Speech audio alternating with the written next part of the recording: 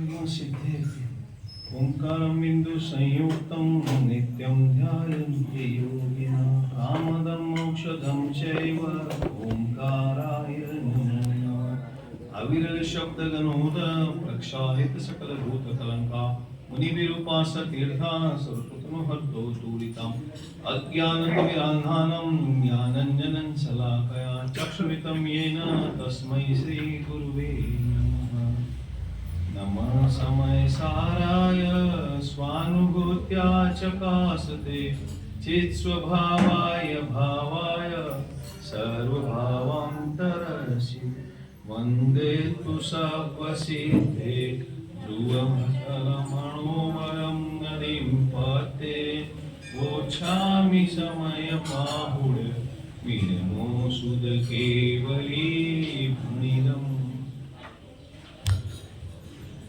पर्वाधिराज महापर्व 10 लक्षण पर्व का आज चौथा दिन है। उत्तम शौच धर्म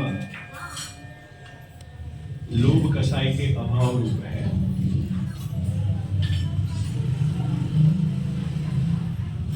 सवेरे अपनी समयसार ग्रंथ पे चर्चा चलती है। कलिकाल सर्वज्ञ भगवत कुंकुंदाचार्य देवकृत समयसार ग्रंथादिराज का नाम हम सबने बचपन से सुन रखा है और समयसार ग्रंथ पूरे भारत में दिगंबर जैन के अलावा सारे जो धर्म रुचि वाले जीव हैं, जैन के अलावा जैनेतर यानी जैनेतर में आप सब लगा लेना, उस सब में समयसार का यथा योग्य लोग चिंतन मनन इत्यादि करते हैं। पर हम जहाँ रहते हैं इसीलिए हमें ये मालूम होता है कि समयसार का चिंतन सिर्फ दिगंबर जैन लोग ही करते हैं या स्वाध्याय वाले करते हैं। उनका अभिप्राय अलग होता है, इसीलिए वो सर्वधर्म के हिसाब से वो करते हैं। एक वाक्य बहुत गंभीरता से समझने लायक है। ज्ञान के बिना भक्ति अंधी होती है। सही बात। गीता धर्म में मानी जो वेद धर्म बोलते हैं उनमें कृष्ण जो उनके भगवान माने गए हैं, अपने में भी कृष्ण भगवान होने वाले हैं, दोनों में अंतर है। उन्होंने अर्जुन को ये उपदेश दिया था कि भाई ज्ञान के बिना भक्ति अंधी होती है। मानी अन्य धर्म में भी ये लोग ये स्वीकार करते हैं कि बिना ज्ञान से यदि हम भक्ति इत्यादि करते हैं तो वो हमारे लिए कोई कार्यकारी नहीं है। तो सोचो, हम जिस पर्याय में हैं, जिस कुल में हैं, जिस धर्म को फॉलो कर रहे हैं, वो वास्तविक रूप से सही है या गलत है, उसका हमें विचार है या नहीं है। तोडरमल जी की भाषा में कहते हैं तो हम तो या तो कुल परंपरा मान लेते हैं या फिर व्यवहाराभासी होते हैं या निश्चयाभासी होते हैं। थोड़ा सा कंफ्यूजन हमारे लिए ये होता है। मैंने शायद पहले दिन आपको थोड़ा सा संकेत किया था कि हमारे में से कौन निश्चयाभासी है, कौन व्यवहाराभासी है, कौन उभयाभासी है, कौन सम्यक सम्मुख मिथ्या दृष्टि है। इसका मूल्यांकन किसको करना है? मुझे आपका करना है कि आपको मेरा करना है? तो स्वयं का स्वयं को करना है। हमारे 24 घंटे के चिंतन मनन या हमारी जो क्रियाएं हैं उसके आधार से हम व्यवहाराभासी है, निश्चयाभासी है, सम्यक सम्मुख है या उभयाभासी है, उसका हमें ध्यान में रखना है। तो हम तो ये मानते हैं कि हम स्वाध्याय करते हैं, ये करते हैं, तो हम लोग निश्चयाभासी तो नहीं है, तो व्यवहाराभासी भी नहीं हुए। तो टोडरमल जी ने 7वें अधिकार में जिनको देव शास्त्र गुरु के प्रति श्रद्धा तो है, पर वह श्रद्धा कुल परंपरा है, रूढ़िगत है, आज्ञाकारी है, परीक्षा हुए बिना है, तो उनको उन्होंने व्यवहाराभासी मिथ्या दृष्टि में रखा है। अब हमें स्वयं को यह निर्णय करना है कि हम कैसे हैं, किस रूप से हैं। समयसार ग्रंथ कुंकुंदाचार्य देव ने लिखा है। कुंकुंदाचार्य देव 2000 साल पहले हो गए। उनके पास कितना ज्ञान था और हमारे पास कितना ज्ञान है, हम ऐसे मूल्यांकन करेंगे तो समझ में नहीं आएगा। कुंकुंदाचार्य देव ने समयसार में 2-2 लाइन की गाथा लिखी है। 2-2 लाइन की गाथा में 415 गाथा लिखी है। तो 2 लाइन को 415 से मिलाओ तो कितना हुआ? 930। उनके 150-200 साल के बाद जो जीवों को समझ में नहीं आया उनके लिए अमृत चंद्र आचार्य देव ने बहुत लंबी टीका लिखी, श्लोक के रूप में, मानी गद्य और पद्य दोनों के रूप में लिखी, इसीलिए इतना बड़ा समय साल हुआ। और उनके थोड़े समय के बाद जयसेन आचार्य देव ने टीका लिखी कि और समझने की जरूरत है, बराबर। तो मानी हमारा क्षयोपम प्रतिदिन कम होता जा रहा है। आज हमारी दशा, मानी उसमें पूरा विस्तार आप समझ लेना। राजमल जी पांडे जी, बनारसी दास जी, जयचंद जी छाबड़ा जी जो जयपुर में हुए थे, उन्होंने इसका भावार्थ लिखा है, तो उन्होंने भी इस पे विस्तार करने की बात सोची, वो रह गया। तो श्रीमद जी ने भी किया, शीतल प्रसाद जी शीतल प्रसाद जी सेठी जी ने भी किया, गणेश प्रसाद वर्णी जी ने भी किया, पर वो हमारे पास कुछ चीजें उपलब्ध है, कुछ नहीं है, ऐसा है। पूज्य गुरुदेव सिंह ने भरी सभा में 19 बार किया, तो उसका ऑन रिकॉर्ड हमारे पास है। फिर भी हमें समय सार समझ में नहीं आता है, तो हमें स्वाध्याय करके और चर्चा करनी पड़ती है। मैं एक छोटा सा उदाहरण देता हूँ। आपके महाराष्ट्र में गन्ने की खेती ज्यादा होती है, पक्की बात है। गन्ने का रस पीना चाहिए कि गन्ने को चबा कर खाना चाहिए?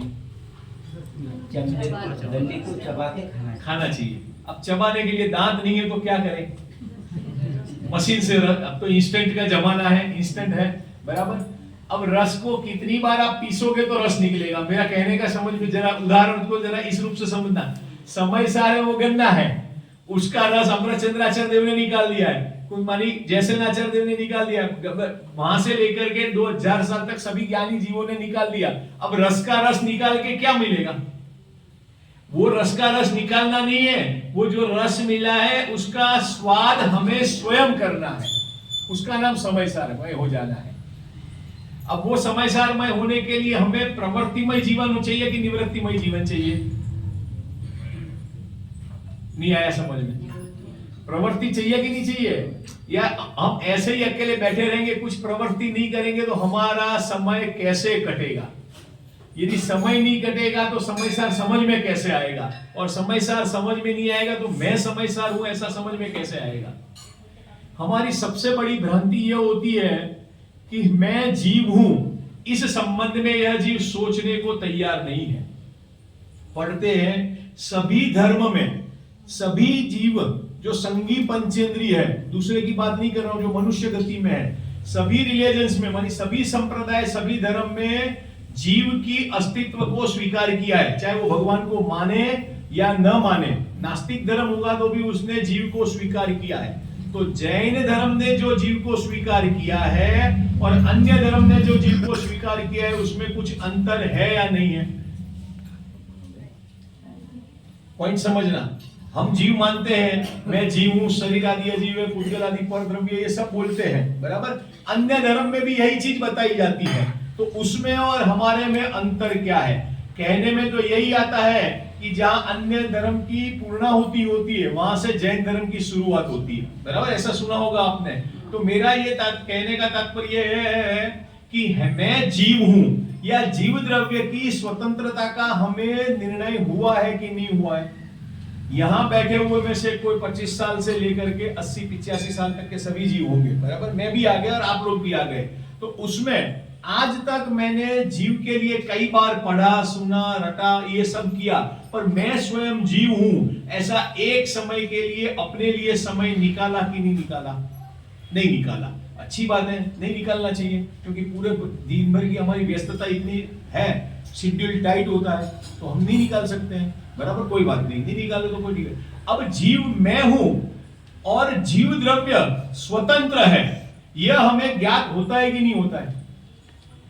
क्यों नहीं हो रहा है? क्योंकि हमने जो निकटवर्ती हमारा जो शरीर है, देखो न्याय शास्त्रों में एक बहुत बढ़िया बात आई है, और उसमें अपना सबसे बड़ा शत्रु किसको कहा है मालूम है? अपना सबसे बड़ा दुश्मन किसको कहा है? न्याय शास्त्र में, मानिए अपने जैन सिद्धांत शास्त्रों की बात करता हूं, उसमें सबसे बड़ा अपना दुश्मन कौन है? निजी साथी। बाहर का कोई दुश्मन नहीं है, ये अपने परिवार वाले ही अपने दुश्मन है। न्याय समझ में आपको गलत लगेगा, मैं उसका तर्क और उससे आपको समाधान करके आपको विश्वास दिलाऊंगा। मानी बाहर में मेरी और आपकी दुश्मनावट होगी तो एक बार मैंने आपसे संबंध छोड़ दिया, बात खत्म हो गई, चौकड़ी लगा दिया, हो गया। अब मुझे ना बोल, आपसे बोलना है ना आप मुझसे बोलोगे, बात खत्म हो गई। अब मेरे जो निकटवर्ती है उनसे यही हमारे विशेष रूप से शत्रु है, वो मित्र नहीं है, क्योंकि वो हमें बाउंड्री के बाहर जाने ही नहीं देते। नहीं है समझ में? जिम्मेदारियां इतनी दे देते हैं कि उससे हम बाहर निकल नहीं सकते। मैं आप लोगों से पूछता हूं, आप जो भी प्रोफेशन कर रहे हो वो आपके लिए कर रहे हो कि आपके परिवार के लिए कर रहे हो? किसी कोई ये नहीं कहेगा मैं मेरे लिए कर रहा हूं, बराबर है कि नहीं? कोई भी नहीं कहेगा। तो मेरे जो निकटवर्ती है वो सारे के सारे दुश्मन मेरे परिवार वाले हैं। आप श्रीमद जी का ग्रंथ पढ़ के देख लो, श्रीमद जी के वाक्य पढ़ के देख लो, उससे पहले की भी जिनके देख लो, तो वो ये नहीं कहेंगे कि बाहर वाले दुश्मन है। मेरे जो निकटवर्ती है उनसे ही मेरा मोह है, और मोह है तो दर्शन मोह और चारित्र मोह, तो उसके हिसाब से कर्म का बंधन आप सोच लो कि कितना पड़ता है। अब ईमानदारी से मैं हमारे निकटवर्ती को दुश्मन बोल सकता हूं? मैं बोलने की नहीं कह रहा हूं। हम मानते हैं कि नहीं मानते हैं? कोई मानते ही नहीं है। उनको हमारे ये मानते हैं कि हमारे सपोर्टर्स है। अब वो सपोर्टर्स मानेंगे तो हम संसार से परे कैसे होंगे? दवाखाने में लेके जाते उसको हम जल्दी बराबर है कि नहीं? अब वो परिवार वाला है, उससे आगे जाने जाओ तो चलो वो भी कदाचित हमारे विकल्प छूट गए। तो ये जो निकटवर्ती शरीर है उससे भी हमारी मित्रता घनिष्ठ है। अब कितनी है मित्रता घनिष्ठ है उसको भी आप सोच लो, सब भुक्त भोगी है, बराबर है। गुरुदेव श्री कहते थे ये तो जाग तो पानी, अरे जिंदा मुर्दा है, क्या बोलते उसका शब्द में ध्यान में नहीं आ रहा है मुझे, भाव भाषण नहीं हो रहा है। मानी ये मुर्दा अभी भी मुर्दा है, जिंदा नहीं है, अभी भी ये मरेला शरीर मेरे साथ में ही है। अब बोलो इसको मरा हुआ मानते हैं कि नहीं मानते हैं? तो ये है वही मैं हूं। मानी जीव का अस्तित्व स्वीकार नहीं करेंगे, पहली गलती है। यदि जीव का अस्तित्व स्वीकार नहीं करेंगे तो आगे जो भी हम एक्टिविटी करेंगे उसमें सारी की सारी हमारी गलतियां चलती जाएगी।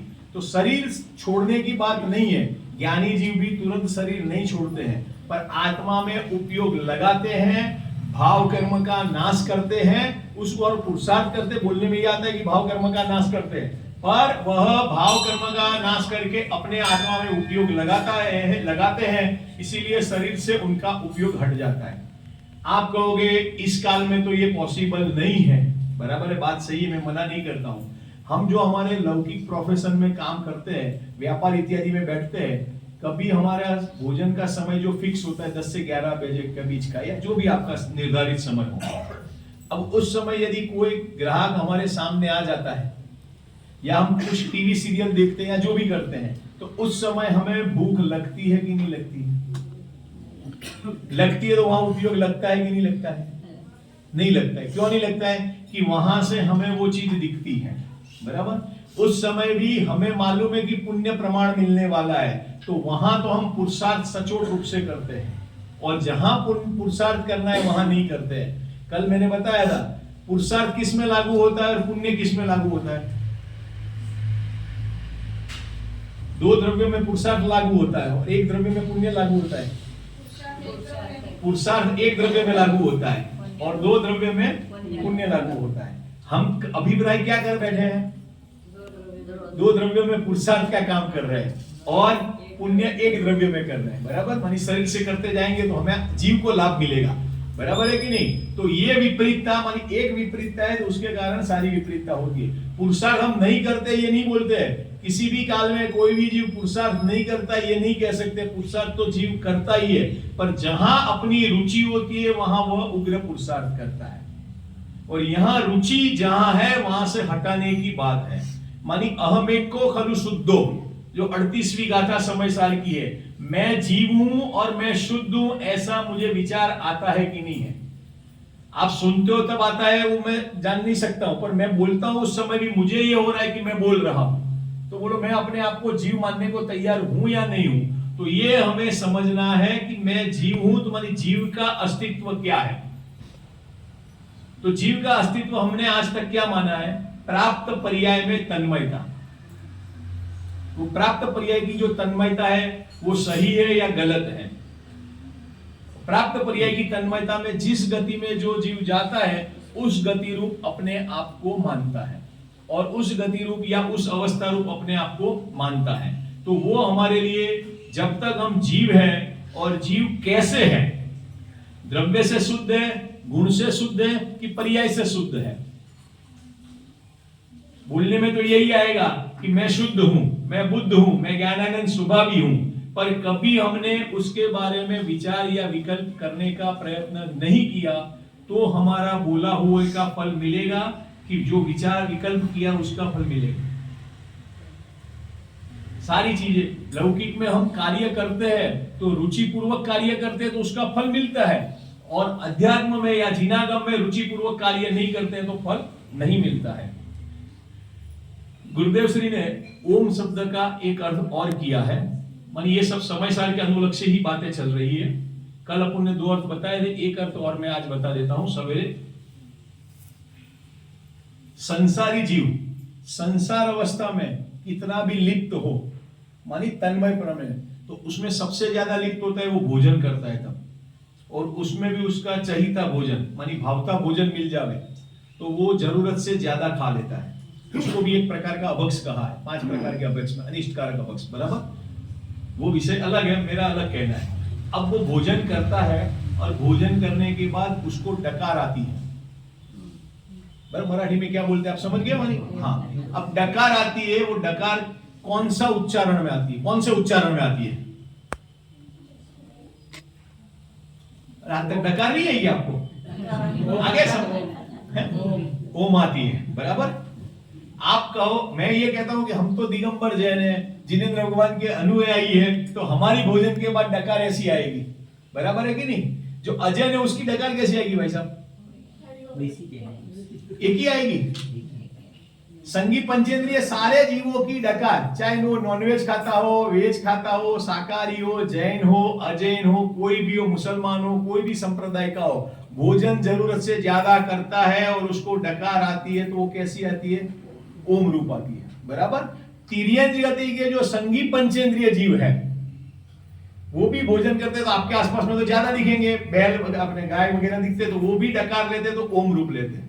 तो गुरुदेव सिंह ने इतना बढ़िया अर्थ निकाला है कि यह जीव प्रमाद अवस्था में होता है तब भी उसकी डकार ओम रूप आती है कि मैं ज्ञायक हूं, उसका विचार उस समय भी उसको करना चाहिए। क्या बात है। क्या कहा पंडित जी साहब? मानी उस प्रमाद अवस्था में, जागृत अवस्था में तो हम करते ही है, पर प्रमाद अवस्था में भी मैं कौन हूं? ज्ञायक हूं, मानी ओमकार रूप मेरा स्वरूप है, ऐसा मुझे विचार आना चाहिए। तो ये ज्ञानी जीव की सोच है, और हमारी सोच क्या है? बराबर। तो ऐसे हमें आराधना के दिवसों में, ये एक्चुअली टेलर है हमारा, वास्तव में देखा जाए तो आराधना के दिवसों में हमारा टेलर है। ज्ञानी जीव तो 365 दिन करते ही है, आराधना के दिनों में हम करते हैं तो वो हमारा टेलर है, और बाकी के जीवन पर्यंत जब तक हमें पूर्णता नहीं हो जाए तब तक ये चीज करना चाहिए। नहीं तो अन्य धर्म में जैसे वो उनके फेस्टिवल आते हैं, पर्व आते हैं और वो उसको एंजॉय करते हैं, एंजॉय बोलो अपनी भाषा में, हम त्याग और वैराग्य रूप मनाते हैं, और बाद में हम 11वें दिन से जैसे के थे वैसे के वैसे हो रहे हैं। तो हमारे पर्व मनाने का कोई औचित्य या कोई उद्देश्य सार्थक नहीं होगा, और नहीं होगा तो ये मनुष्य पर्याय मिली है, सबको मालूम है मनुष्य पर्याय कितनी सरलता से मिलती है कि कितनी कठिनता से मिलती है, बराबर। उसमें ज्यादा उलझना नहीं है। तो वो मनुष्य पर्याय दोबारा मिलेगी या नहीं मिलेगी तो सबको मालूम है। नहीं मिलेगी तो क्या होगा? लॉस किसका है? देखो, 2 जगह अच्छा फायदा है, एक तो ननियाल में होता है और एक दूसरा ससुराल में होता है, बराबर। अब पहले की जैसा नहीं है कि हम छोटे थे तब भी ननियाल में पड़े रहते थे और सब करते थे, अब वो जमाना चला गया, बराबर। या तो अपने पे डिपेंड रहो या ननियाल में रहो, 2 जगह फायदा होता है, ये अपने इंडियन कल्चर का ट्रेड है। ऐसे ही जीव की अवस्था 2 जगह है, एक ननियाल है, कौन सा है? निगोद गति है, और अपना खुद का घर कौन सा है? तो बोले सिद्धशिला है। कहीं से भी घूमने जाओगे, वापिस जाना कहां पड़ेगा? तो बोले निगोद में जाना पड़ेगा। तो वो अवस्था हमें करनी है कि हमें सिद्धालय में जाने का पुरुषार्थ करना है। दोनों जगह का अंतर कितना है वो आप सब समझदार हो और विचारने में सक्षम हो तो सोच लेना कि दोनों में से कौन सा हमारे लिए कार्यकारी है। समय सार ग्रंथ का अपना मंगलाचरण चल रहा है, उसमें नमः समय सारा है का जो अपन ने थोड़ा सा खुलासा किया था। मंगलाचरण क्यों किया जाता है? एक ही कलश है, उसमें गुरुदेव श्री ने कम से कम 5 बार एक साल में प्रवचन किए, 19 बार तो किए, उसमें अलग अलग सालों में अलग अलग बार किए। उसमें इतने पॉइंट्स निकलते हैं या और भी ज्ञानी जीवों के इतने पॉइंट निकलते कि हमें सोचने पे थोड़ा सा वहां अटकने का मन होता है, आगे बढ़ने का मन नहीं होता है। क्या प्रश्न क्या किया? मंगलाचरण क्यों करते हैं? हम जो कार्य करते हैं उसका सिद्धि हो उसके लिए। और कोई प्रश्न का उत्तर? जैसे मैंने मंदिर में मंगलाचरण किया, मैंने कोई नया घर लिया तो मंगलाचरण किया, नई गाड़ी ली तो मंगलाचरण किया, नया शॉप खोला तो मंगलाचरण किया, नए गहने लाया तो मंगलाचरण किया। आपके वहां क्या पद्धति है मुझे जानना नहीं है, पर ये सारी सब शुद्ध परिचितानु संवत्सर भी काम भोगबद्ध कहा जैसा है, बराबर है कि नहीं? मुख्यतः घर, ऑफिस और मंदिर में हम मंगलाचरण करते हैं। तो मंदिर में मंगलाचरण करते हैं, स्वाध्याय में मंगलाचरण करते हैं और घर में मंगलाचरण करते हैं, दुकान के लिए मंगलाचरण करते हैं। उसमें कोई अंतर है या नहीं है? उसमें अंतर है। तो घर पे करना चाहिए कि मंदिर में करना चाहिए? मंदिर में करना चाहिए। तो घर पे जब आप नया घर लेते तो नहीं करना चाहिए, तो वो एक व्यवस्था अलग है, वो प्रकरण अलग है, उसमें उलझना नहीं अपने को। मंदिर में मंगलाचरण करते हैं, स्वाध्याय के समय मंगलाचरण करते हैं, पूजन के समय मंगलाचरण करते हैं, सामायिक के समय मंगलाचरण करते हैं, माला फेरते तब मंगलाचरण करते हैं, जो षट आवश्यक है सबके समय हम मंगलाचरण करते हैं। तो प्रश्न मेरा है कि मंगलाचरण क्यों करते हैं? तो जो कार्य है वो अपना होवे और उसमें हमारा उपयोग लगे, ये हमारे पास एक उत्तर है। दूसरा उत्तर होता है कि जो कार्य करते हैं वो निर्विघ्न समाप्त हो जाए उसके लिए करते हैं। और कोई उत्तर है? इष्ट देव को याद करते हैं और इष्ट देव को याद करने के बाद सारे अपना जो इष्ट देव को याद करते हैं तो हमारा उपयोग उसमें लगता है, वो बराबर है। और कोई विचार? तो यहाँ गुरुदेव जी ने अपने प्रवचन में उनके उद्गार में 3 स्टेप बताए, आदि, मध्य और अंत। तो आदि में जो लघु शिष्य होते हैं उनकी शुद्धि के लिए वो सारे उत्तर सही है, पर और एक उत्तर की अपेक्षा रहती है, इसलिए मैंने ये आपको बताया। आपने जो उत्तर बोले सब लिखे हैं। मोक्षमार्ग प्रकाशक में पंडित टोडरमल जी ने भी मंगलाचरण किया है। और एक मान्यता ये भी रहती है कि हमारा कार्य निर्विघ्न समाप्त हो जाए उसके लिए मंगलाचरण करते हैं। तो सबसे बड़ी ट्रेजरी टोडरमल जी के साथ हुई, सबसे बड़ा मंगलाचरण टोडरमल जी का हुआ है और उनका वो ग्रंथ अपूर्ण रहा है, बराबर। कई आचार्य भगवंतों ने मंगलाचरण किया नहीं और ग्रंथ शुरू कर दिए। उसका एक सचोट उदाहरण है अपना तत्वार्थ सूत्र। और कई मन में करते, ओम करते या ओम नमः शिवाय शॉर्ट में करते और पूरा ग्रंथ लिख लेते हैं। सब अलग अलग परिस्थितियों के हिसाब से रहता है। तो गुरुदेव जी ने ये लिखा है, आदि में जो शिष्य लघु होते हैं तो उनकी उपयोग में एकाग्रता रहे, इसलिए शुरुआत में मंगलाचरण होता है। फिर मध्य में विच्युति न हो, मानी मंगलाचरण इसलिए होता है कि हम जो कार्य कर रहे हैं तो बीच में हम कहीं सरक नहीं जावे, अटक नहीं जावे। जो हमने एम रखा है वो हमारा पकड़ा रहे, बराबर है कि नहीं? जो हमारा टारगेट है वो पूरा होना चाहिए, बराबर। तीसरे में अंत में निर्माणानंद को प्राप्त करने के लिए, मानी जो हमारा लक्ष्य है, क्या लक्ष्य है? आनंद को प्राप्त करने के लिए मंगलाचरण करते हैं।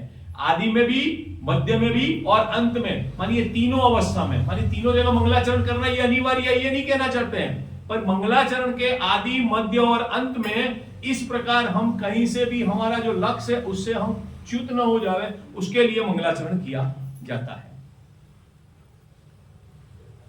जो भी ग्रंथ है उसका जो नाम है, आप कोई भी जिनवाणी का ग्रंथ ले लीजिए और अपने दिमाग में उपयोग लगा करके देखिए, उस ग्रंथ के नाम में उसकी सारी विषय वस्तु का वर्णन आ जाता है। और समयसार एक ऐसा अद्भुत ग्रंथ है कि उसकी 1 नंबर की गाथा से 12 नंबर की गाथा तक आप पढ़ोगे तो समयसार का पूरा सार आपके हाथ में आ जाएगा। क्या कहा? 1 नंबर की गाथा से लेके 12 नंबर की गाथा तक आपको पढ़ना है तो उसमें पूरा समयसार का सार आपको ख्याल में आ जाएगा। पहले कलश में हमने बताया था देव को नमस्कार किया है, मानी कौन से देव को? वितरागी देव को किया है, बराबर, समयसार करके। तो और उसमें द्रव्य कर्म, भाव कर्म और नव कर्म से रहित बताया। स्वानुभूत्या चकासते चित स्वभावाय भावाय, उसमें पुण्य द्रव्य गुण पर्याय रूप जो है उसमें द्रव्य गुण पर्याय से जो शुद्ध, ऐसे समयसार को नमस्कार किया है। ऐसे करके समयसार मानी त्रिकाली ध्रुव जो सर्वज्ञ स्वभावी आत्मा है, सर्वज्ञ पर्याय वाला आत्मा नहीं, सर्वज्ञ स्वभावी जो आत्मा है उसको नमस्कार किया है। ऐसे समय जो मंगलाचरण जो पहला है उसमें ये बातें आई हैं। अब दूसरा जो मंगलाचरण है, अमृतचंद्राचार्य देव ने एक में तो तीनों को, देव शास्त्र गुरु तीनों को नमस्कार किया, और अलग से मानो तो पहले कलश में देव को किया, दूसरे कलश में उन्होंने किनको किया, शास्त्र को किया। शास्त्र मानी क्या, जो हमारी जिनवाणी है वह। दूसरे कलश है ना, अनंत धर्मणस तत्वम पश्यन्ति प्रत्येगात्मने अनेकांतमयी मूर्ति नित्यमेव प्रकाशता, मानी जिनवाणी को नमस्कार किया है। परसों मैंने या कल बताया था कि हमें वर्तमान में देव शास्त्र गुरु में सबसे यदि निकट और सबसे यदि 24/7 हमें ये उपलब्ध है, तो क्या उपलब्ध है, जिनवाणी। नहीं आया समझ में, इतना तो ख्याल में आ गया। हमें दर्शन करना है तो दर्शन के लिए मंदिर खुला होना चाहिए कि नहीं होना चाहिए। चलो नहीं होगा तो हम चाचा को बोलेंगे तो वो खोल देंगे, बराबर, उसकी विकल्प नहीं है। रात को 2 बजे दर्शन करने का विकल्प है तो बोलो कर सकते कि नहीं कर सकते, नहीं कर सकते, पराधीनता है कि नहीं, बराबर। और यदि रात को 2 बजे हमें ग्रंथ पढ़ना है तो बोलो किसकी पराधीनता है, अपने रूम से बाहर आए, जिनवाणी खोली और हम पढ़ सकते हैं। कहीं पे भी गए, अब तो मोबाइल में जिनवाणी उपलब्ध हो गई, ये वजन भी उठा के लेके जाने की जरूरत नहीं है, बराबर है कि नहीं। मानी 24/7 हमारे लिए जिनवाणी इस काल में उपलब्ध है, और उस जिनवाणी के माध्यम से हमें 7 तत्वों की, देव शास्त्र गुरु की, वस्तु व्यवस्था की हमें पहचान हो जाती है। और ज्यादा सुलभ हो गया, अभी तो जिनवाणी भी नहीं खोलना है, हमें कोई विषय देखना है, 3 लोक का देखना है, कर्म का देखना है, और कोई क्षेत्र का देखना है, तो अपन वो YouTube पे वॉइस मैसेज कर देगा कि भी हमें ये विषय करना है, जो वक्त है उसका आपका पास सीधा ब्रीफ आ जाता है। मानी इतनी फैसिलिटी अपने पास है, बराबर। बाकी देव और गुरु में वो सुविधा अपने को उपलब्ध नहीं है, द्रव्य क्षेत्र काल भाव की अपेक्षा से। अब वो जिनवाणी की हमें महिमा आती है कि नहीं आती है, इसमें तो बहुत अलग विषय लिखा है, पर हम लौकिक दृष्टि से या थोड़ा अपना जो प्रैक्टिकल जीवन है उसमें हमें जिनवाणी का बहुमान हो रहा है कि नहीं हो रहा है वो देखना। जैन धर्म में जिनवाणी को माता कहा है। लोक व्यवहार में हम माता का बहुमान करते हैं कि नहीं करते हैं। जब हम कल यहाँ पे वो पोस्टर लगा के बच्चों को पढ़ाया जाए, वो करवा रहे थे, बुला रहे थे, मैं जीव मेरे में ज्ञान है, वो आपका मराठी में था, तो उसमें ये बात आती है कि जिनवाणी मारी माता छे, मारे अरंध थाऊ सैल छे, वो आपके मराठी में अलग आता होगा। मानी उस जिनवाणी को हम माता मानते हैं, तो वह माता हमें जगत से दूर कराती है और लौकिक माता जगत में रुलाती है। ये सुना है आप लोगों ने, बराबर। अब ईमानदारी से बताओ, जिनवाणी हमें सुहाती है कि नहीं सुहाती है? सुहाती है, अच्छी बात है। अच्छा, जिनवाणी सुहाती है, किस रूप में सुहाती है? द्रव्य रूप सुहाती है कि भाव रूप सुहाती है? नहीं आया। अब ये मूल गाथा पे आ जाएंगे। आपने लौकिक में बोला कि भाई जिनवाणी लौकिक माता है, वो तो हमको जगत में रुलाती है, बराबर, जगत में फंसाने का काम करती है, बराबर है कि नहीं। और जिनवाणी माता है वो जगत से हमें दूर करने का काम करती है। यहां तक आपका बराबर। सुहाती हुई, ये भी बढ़िया बोला आपने, क्योंकि आप रोजाना स्वाध्याय करते हैं, चिंतन मनन करते हैं, बराबर है कि नहीं। अब जरा और जरा गंभीरता से सोचो, वह जिनवाणी हमें जो सुहाती है, वह द्रव्य जिनवाणी सुहाती है कि भाव जिनवाणी सुहाती है? ये आया समझ में? यदि द्रव्य जिनवाणी सुहाती है तो हमने मात्र उसको श्रृंगार का साधन बनाया। क्या कहा भाई, बराबर है कि नहीं? कर्ण इंद्रिय का, जिसको कहते हैं शास्त्र में कर्ण इंद्रिय का साधन बनाया, कि हमें सुनने में आनंद आया। आनंद आया तो वो आनंद कौन सा आया? इंद्रिय आनंद आया कि अतीन्द्रिय आनंद आया? नहीं आया समझ में? समझ गए? जैसे मुझे मंदिर बहुत अच्छा लगा, तो वो अच्छा लगा वो बराबर है, बोला वो भी बराबर है, अभिप्राय भी बराबर है, पर उसकी ये जो चकाचौंध मुझे दिखी, पर जो आदिनाथ भगवान है, पारसनाथ भगवान है, दूसरे जो भगवान है, शांतिनाथ भगवान, जो भी भगवान है, उनकी मुद्रा देख करके मुझे वैराग्य उत्पन्न नहीं हुआ, तो मेरा वो क्या विषय, चक्षु इंद्रिय का विषय बना। और जो बाहर में पंचेंद्रिय का विषय बनता है, वो हमें अतीन्द्रिय सुख प्राप्त करा नहीं सकता है। तो यहां पे जो जिनवाणी को नमस्कार किया है अमृतचंद्राचार्य देव ने, उन्होंने पहले भाव श्रुत को नमस्कार किया है, और भाव श्रुत के साथ द्रव्य श्रुत को नमस्कार किया है, और उसके साथ केवल ज्ञान रूपी लक्ष्मी को, मानी केवल ज्ञान को नमस्कार किया है। 3 को किया है। किन को किया है? भाव श्रुत, द्रव्य श्रुत और केवल ज्ञान, ऐसी जिनवाणी है। और वो जिनवाणी कैसी है तो कि अनेक धर्मों वाली है, अनेक गुण नहीं लिखा है, अनेक धर्म, धर्म और गुण में बहुत अंतर है। आत्मा में अनेक धर्म भी है और अनेक गुण हैं। अनेक धर्म है वो स्थायी नित्य रूप रहते हैं, और अनेक धर्म और अनेक गुण वचन गोचर भी है और वचन गोचर नहीं भी है, मानी अनुभव गम्य भी है और बोलने लायक भी है, मानी जिसको हम बोल भी सकते हैं, और कुछ ऐसे हैं कि जिसको हम बोल नहीं सकते, वो अनुभव गम्य है। अव्यक्त, व्यक्त और अव्यक्त, व्यक्त मानी बोल सकते हैं और अव्यक्त मानी नहीं बोल सकते हैं। ऐसी जिनवाणी अनेकांतमयी है, विचारों में अनेकांत, वाणी में स्यादवाद, जीवन अहिंसामयी और व्यवहार अपरिग्रह हो तो सच्चा श्रावक कहलाता है। क्या कहा? विचारों में अनेकांत, वाणी में स्यादवाद, जीवन अहिंसामयी और व्यवहार अपरिग्रह हो तो वही सच्चा श्रावक है। और जैन धर्म के ये 4 बड़े खंबे हैं, इसके अलावा जैन धर्म नहीं है। आप बोलो कि मैं अनेकांत पढ़ लेता हूं तो वो पढ़ना और विचारना बराबर है, पर बोलने में वो स्यादवाद आएगा। जिनवाणी अनेकांत, अनेक धर्म को बताने वाली है, पर उसकी जब कथन पद्धति होती है तब वो एक एक चीज को बताती है, बराबर। अच्छा, और आगे चलते हैं तो जिनवाणी जड़ है कि चेतन है? जड़ है ना, कंफर्म ना? कौन सी? द्रव्य श्रुत। ये भाव श्रुत नहीं लो अभी, द्रव्य श्रुत जड़ है। अब वो द्रव्य श्रुत जड़ है तो उससे चेतन का ज्ञान हो सकता है कि नहीं हो सकता है? होता ही है ना, होता ही है ना। अब हम उसको भाव श्रुत में समझेंगे तो द्रव्य श्रुत से चेतन का ज्ञान होगा। हम अकेले द्रव्य श्रुत को पकड़ के बैठेंगे तो होगा कि नहीं होगा? नहीं होगा। अकेले द्रव्य को मान करके, मानी द्रव्य श्रुत मानी ये पुद्गल को मान के चलेंगे और सुनते रहेंगे या सुनाते रहेंगे या कुछ और चर्चा करते रहेंगे तो उससे हमारा कुछ कल्याण होने वाला नहीं है। तो इसको जड़ होने के बाद भी वितरागता का साधन है। दो दिन पूर्व मैंने एक उदाहरण देके बताया था कि पुद्गल द्रव्य है, उससे राग भी होता है, उससे द्वेष भी होता है। तो पुद्गल द्रव्य से वितरागता न हो ऐसा कोई नियम नहीं हो सकता है, बराबर। अब इसको यदि द्रव्य श्रुत मानते हैं तो हमारा नॉलेज बढ़ता है कि नहीं बढ़ता है? नॉलेज बढ़ता है। तो लौकिक में भी जैसे हम एजुकेशन लेते हैं तो उसमें क्या होता है? नॉलेज बढ़ता है। नॉलेज बढ़ता है तो फायदा कितना होता है? नहीं आया समझ में? कोई डॉक्टर बना, कोई वकील बना पढ़ाई करने का, कोई इंजीनियर बना, कोई बिजनेस मैन बना, तो उसको फायदा क्या हुआ? उसी भव का फायदा हुआ कि अगले भव का हुआ? उसी भव का फायदा हुआ ना। वैसे ही यदि हमने इसको अकेले द्रव्य श्रुत माना तो हमें इसी भव में फायदा होगा, अगले भव में नहीं होगा।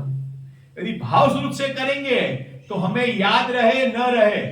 अपना कौन से आचार्य भगवंत का आता है, तुष्मासम भिन्नम वाला, उनको अभ्यास याद नहीं रहता था। शिव बुद्धि मुनिराज उनको याद नहीं रहता था, तो उन्होंने अपना आत्मा का अनुभव किया कि नहीं किया? बराबर किया, सबको मालूम है। भरत चक्रवर्ती के 100 पुत्र थे, उनको अभ्यास था कि नहीं था? तो उन्होंने आत्मा का अनुभव किया कि नहीं किया? तो उन्होंने भाव श्रुत को आधार बनाते हुए किया। और भाव श्रुत को हम आधार नहीं बनाएंगे तब तक हमें द्रव्य श्रुत समझ में आएगा नहीं, और द्रव्य श्रुत की महिमा नहीं आएगी। द्रव्य श्रुत की महिमा नहीं आएगी तो हमें केवली भगवान की महिमा नहीं आएगी। केवली भगवान की महिमा नहीं आएगी तो हमें अनेक धर्म बताने वाली जिनवाणी की महिमा नहीं आएगी, और वो जिनवाणी की महिमा नहीं आएगी तो साक्षात हमें जो प्रकट रूप में अभी दिखता है वो उसकी कोई महिमा आने वाली नहीं है। ऐसे जिनवाणी की यहाँ बात कही है। अब ये जिनवाणी की आप कितनी भी तुलना करो, कितना भी अध्ययन करो, तो आपको कुछ न कुछ नया गहराई से चिंतन में आते जाने वाला है। ऐसा नहीं है कि भी आपने एक बार पढ़ा, दूसरी बार पढ़ा। सबसे बड़ा आप वो पूजा पीठिका और इसमें स्थापना इत्यादि में पढ़ते हैं ना, अपवित्र पवित्रो व सुस्थितो दुस्थितो ध्याय पंच नमस्कारम सर्व पापै प्रमुच्यते, वो नमोकार मंत्र के लिए लिखा है। पर जिनवाणी, आप पवित्र दशा हो या अपवित्र दशा हो, उसको आप चिंतन कर सकते हो कि नहीं कर सकते हो? जो पाठ आपने याद किए हैं या नमोकार मंत्र क्या वो भी किया है, उसके अलावा जो सिद्धांत आपने याद किए है, चाहे आप जिनवाणी छू नहीं सकते हो, मंदिर आ नहीं सकते हो, तो उस समय आप उसका चिंतन करोगे तो वो आपके लिए कार्यकारी होगी कि नहीं होगी? लोक में भी विद्या को कहा है, लोक में भी विद्या का रिस्पेक्ट किया है, बराबर। तो वास्तव में यहां जो जिनवाणी है वो अगाध है। वो अगाध जिनवाणी में से यदि एक पार्ट भी हमें समझ में आता है, एक अंश भी समझ में आता है, तो वो जिनवाणी हमारे लिए कार्यकारी हो जाती है। कौन सी जिनवाणी सही और कौन सी अपने को सुहाती और कौन सी नहीं सुहाती, सही असही नहीं कहना चाहता हूं, क्योंकि उसमें अर्थ का अनर्थ होने के चांसेस है। आपके पास जितनी भी जिनवाणी उपलब्ध है, जितने भी ग्रंथ उपलब्ध हैं, वो ग्रंथ में कौन सा ग्रंथ अपने को बढ़िया अच्छा लगता है और कौन सा अच्छा नहीं लगता है?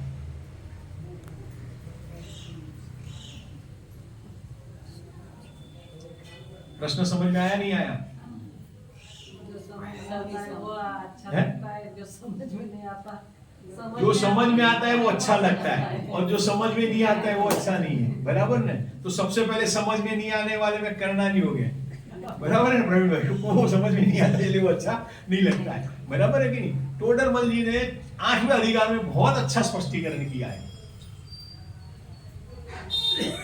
हम जयपुर में पढ़ते थे तो टोडरमल स्मारक आप लोगों ने देखा होगा, बराबर ना। उसमें 4 दरवाजे होते हैं।